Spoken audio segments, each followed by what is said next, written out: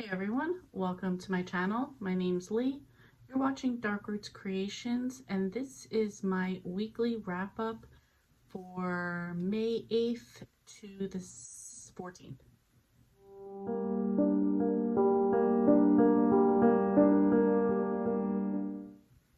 So this week I have finished 3 books.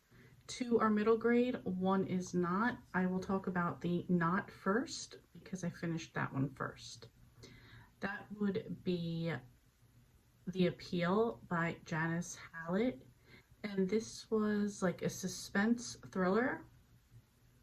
And in this one, so it focuses around something called the Fairway Players. And this is like an amateur acting group. And in this, there's a cast of characters, pun intended, I guess, where it's a family that runs the playhouse and the group of people that usually are in the plays. And there's a murder that has happened, and there's people that are trying to solve the murder.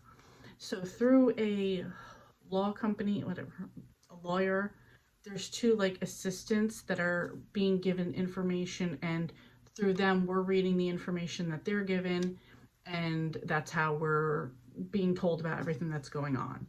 So it's Charlotte and Femi, those are the assistant lawyers, and they've been given a bunch of emails and some text messages and just announcements. And by announcements, I mean more toward things around the play. And that is the information that we're given along with them to try to figure out what's going on. And it involves the patriarch family, the Alpha family, the Haywards, and their granddaughter who has a tumor, some kind of cancer, and them putting out an appeal. So in the UK, an appeal would sort of be like asking for like a GoFundMe thing, like they're appealing to you for money. And basically that's what they're doing. They're appealing to everybody to give money so while in the UK they can get the free chemo for her, they're trying to get this like miracle new drug out of Boston that costs so much money, but she would need like 4 doses of it, which would cost 1.4 million. So it's this large amount of money that they're trying to raise. And in between, like their daughter, no, it's their daughter's daughter is the one that's sick, Poppy, but then their son and daughter-in-law are about to have twins. There's other like doctors that came from volunteering in Africa that have recently come to town, and they're part of this. There's it's like other stagehands, other actors and stuff like that. And just throughout the book you see all these communications, and that kind of tells you how things are progressing. I'd have to say the person that got killed isn't who I thought was going to be killed. However, I almost didn't care about the murder because there's so many other shady and interesting and twisty things going on. You're way more interested in that than the actual murder. You don't actually find out about the murder till like very at the end of the book, so it's like, who cares type of thing. It was interesting to kind of follow along, like every once in a while you'd have these communications, and then we would go into like Femi and Charlotte texting back and forth saying like what they thought about things and discussing things. So I actually really enjoyed this format. I enjoyed the book, and I gave this one 4 stars. The next book that I finished is The Peach Pit by Erin Soderbergh Downing. This is number 2 in the Great Peach Experiment. And in this one, the Peach family is just back from their family road trip where they were selling, they were like doing a food competition out of a food truck, and they're now back home in Minnesota. And in this one, they've kind of done some stuff with their money. They've donated to charities. They spent some money. They came back. They do have some money that they still had. So their great Aunt Lucinda lives in a mansion in town, and she offers them to live in the house. And she's gonna go move to like a smaller spot for her. It's just her. And in exchange for living there, if they fix it up, and it's in a historical area, so they have to fix it up to certain regulations. If they fix it up, she will allow them to stay there and like keep it, keep a few of the historic things, but they can do what they want. And the family accepts, and they decide to turn this into a B&B. So the kids kind of theme out a few of the rooms, and there's a lot of meaning behind why they've chosen some of the themes. And there's little nooks and crannies where the kids like kind of hide out and have their own spaces and work on building the house, fixing up the house to be a bed and breakfast. So they did learn a lot of teamwork in the first book, where they had to like work on the food truck. So they do have some food making experience. They have teamwork experience. They have business experience, maybe not in this exact field, but they did just come off the food circuit together, where they did have to learn to work together in those ways. So they utilize all the skills that they have to start making the B&B happen. However, Aunt Lucinda has a son named David who doesn't think that she should just throw away letting the other side of the family have this, and is kind of like, no, we're not doing this. So they sort of have to prove to David that the B&B can be profitable.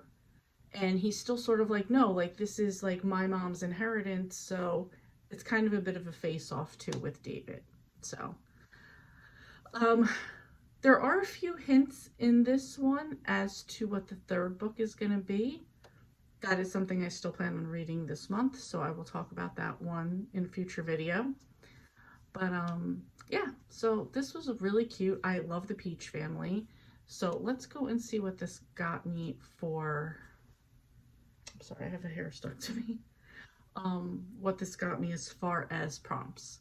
So for this one, it got me a house on the cover, great Aunt Lucinda's mansion. It got me a name on the cover, because technically the Peach Pit is the family's last name is Peach, so it does have a name on the cover. And this was a family working together to make something happen. So 3 prompts off this one, not too bad. If I didn't say it already, I gave this one 4 stars. And the last book that I read, that I just finished today actually, is City Spies by James Ponti. This is the first book in the City Spy series. And in this one, there is a girl named Sarah who hacks into the foster home database to tell on her foster parents. And through a quick thing in the beginning, she is taken by a man that is later known as Mother. And she is, short story, she's basically taken to enter like an elite spy school for kids. So in this one, she winds up going to Scotland, where she meets up with her other teammates, and is basically like, everybody has like their specialty, whether it's weapons, hacking, other things that they do that I can't. Thief, one's a magician, thief, like to become a thief a bit. They're thieving to become a thief, whatever. So, so they're all under Mother, who's like the main guy, and they're all learning under him. There was a former teammate who sort of comes back in, but like, did she turn? Is she on another side? And everybody sort of has like their secrets. So in this one, they are going to France for some like kind of symposium and something that's going to be going on, talking about like environmental stuff. And I don't want to give away anything, so I'm like being very vague about this. Basically, like to go like kind of figure out who's behind like something that goes on there. They're also in like their own type of competition that they're trying to win. And then they also have to worry about the other girl whose name I cannot remember. Yeah, Charlotte was the other girl. So yeah, it's basically like a spy school. They even say here that it's Perfect for fans of Spy School and Mrs. Smith's Spy School for Girls. I have not read either one. My friend Storm loves Spy School by Stuart Gibbs, and I've never read Mrs. Smith's Spy School for Girls. This, however, did remind me of Ally Carter's Gallagher Girls series, which again is about like a spy school type of thing and them going on missions. So this is just like the type of like that type of thing that I like. Um, I also was going to look to see what I gave this as far as prompts. So for this, I had mystery and adventure. Another country or culture. I'm going to take this one lightly here just because each of the people, so it is city spies because that's the name of it, because each one of the kids comes from a different place. Like Sarah's name becomes Brooklyn because that's where she's from. One of the other girls, cannot remember her real name. She becomes Sydney. Charlotte was Charlotte because that's where she's from. So everybody kind of gets their name based on the city that they're from. And in this one, yes, they are kind of based in Scotland. Like that's where like their school, their agency's at.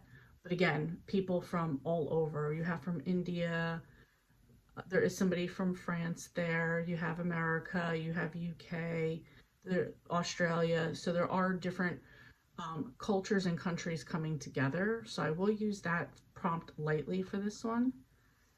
Features mythology. Again, I'm going to say this lightly because a lot of in one part of what they're doing, a lot of the codes that they have to hack have things to do with mythology.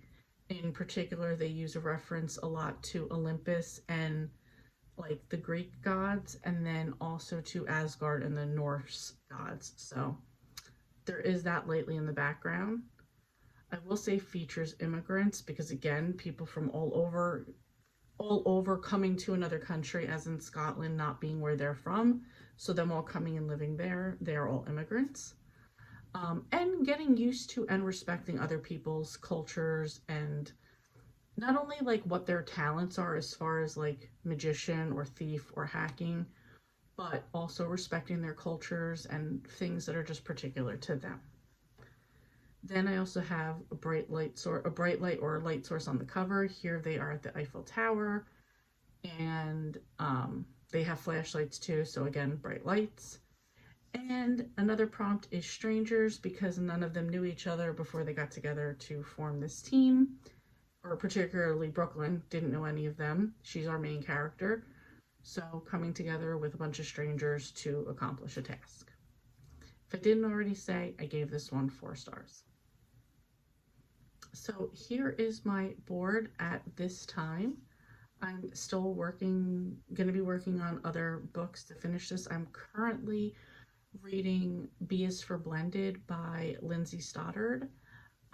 This is going to cover a lot of prompts as well too. So yeah, that'll be for next week though. So let me know how you guys are doing with your in general reading for May as well as middle grade May. I'm interested in what everybody's reading, so please let me know down below. Thank you so much for watching, and I will see you next time.